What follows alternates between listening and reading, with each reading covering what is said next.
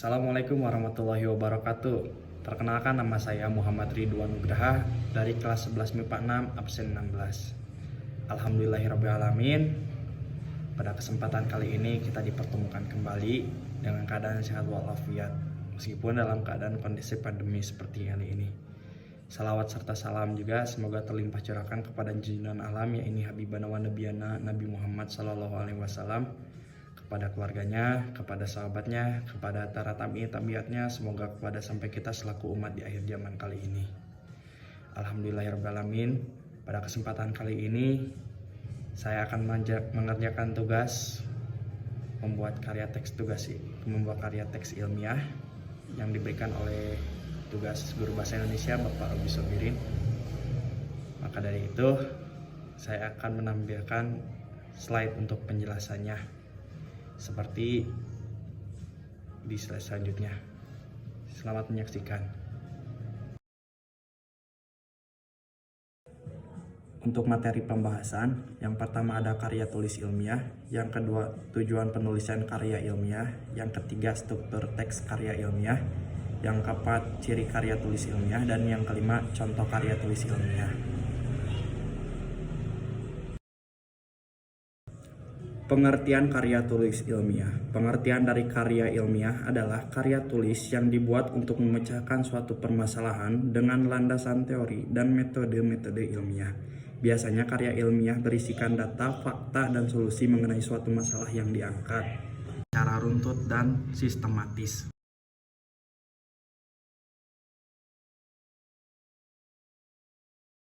Tujuan penulisan karya ilmiah yang pertama sebagai wahana untuk melatih ide tersurat atau hasil penelitian dalam bentuk karya ilmiah yang sistematis dan metodologis. Yang kedua, makalah ilmiah telah ditulis diharapkan menjadi wahana transformasi pengetahuan antar sekolah dan masyarakat. Yang ketiga, foster etos ilmiah di kalangan mahasiswa sehingga tidak hanya konsumen pengetahuan tetapi juga mampu menjadi produsen, berpikir, dan menulis dalam bidang ilmu pengetahuan. Yang keempat, membuktikan pengetahuan dan potensi ilmiah yang dimiliki oleh siswa dalam menghadapi dan memecahkan masalah dalam bentuk ilmiah yang bersangkutan setelah mendapat pengetahuan. Yang terakhir, melatih keterampilan dasar untuk melakukan penelitian.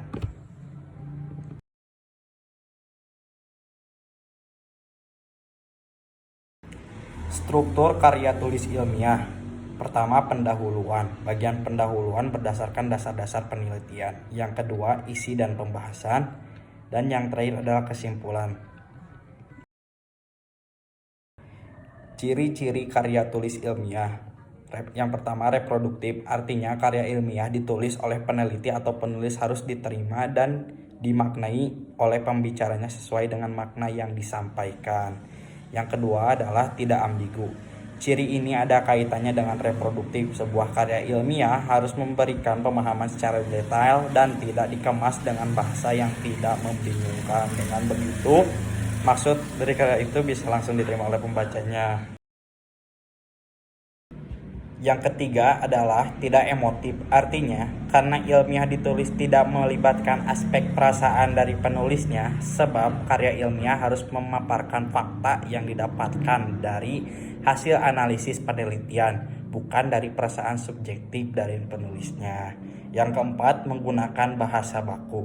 Menggunakan bahasa baku agar mudah dipahami. Pengguna bahasa baku itu meliputi setiap aspek penulisnya, mulai dari penulisan sumber, teori, hingga penulisan kesimpulan. Ketidakbakuan pada tulisan karya ilmiah hanya akan membuat pembacanya bingung dan apa yang ingin disampaikan dalam tulisan tidak dipahami pembacanya. Menggunakan kaidah keilmuan, penulisan karya ilmiah harus menggunakan kaidah keilmuan atau istilah-istilah akademik dari bidang penelitian penulisan itu.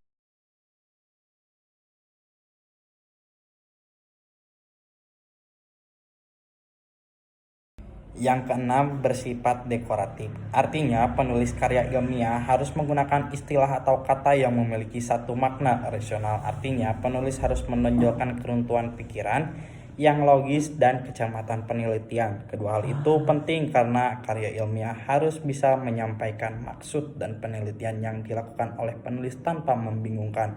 Yang ketujuh, dapat kosehi. Artinya, karya ilmiah harus memiliki kesinambungan antara bagian dan babnya, dan bersifat straightforward, maksudnya ialah tidak bertele-tele atau tepat sasaran. Sebuah karya ilmiah, setiap bagian atau babnya memiliki alur logika yang saling bersambung.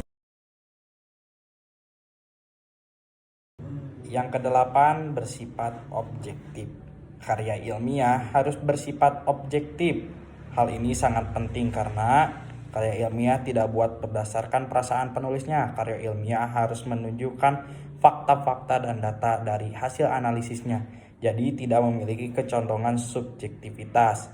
Menggunakan kalimat efektif. Dan penulis karya ilmiah harus menggunakan kalimat efektif. Ciri ini berkaitan dengan semua ciri sebelumnya. Tujuan penggunaan kalimat dalam karya ilmiah agar pembaca tidak dipusingkan dengan penggunaan kalimat yang berputar-putar. Penggunaan kalimat seperti itu hanya akan membuat pembaca bingung.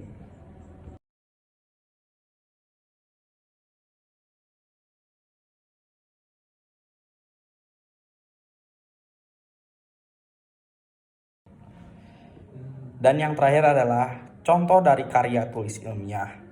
Contoh dari karya tulis ilmiah ini meliputi yang pertama adalah makalah, yang kedua artikel, yang ketiga skripsi, yang keempat kertas kerja, yang kelima paper, yang keenam tesis, dan yang ketujuh disertasi.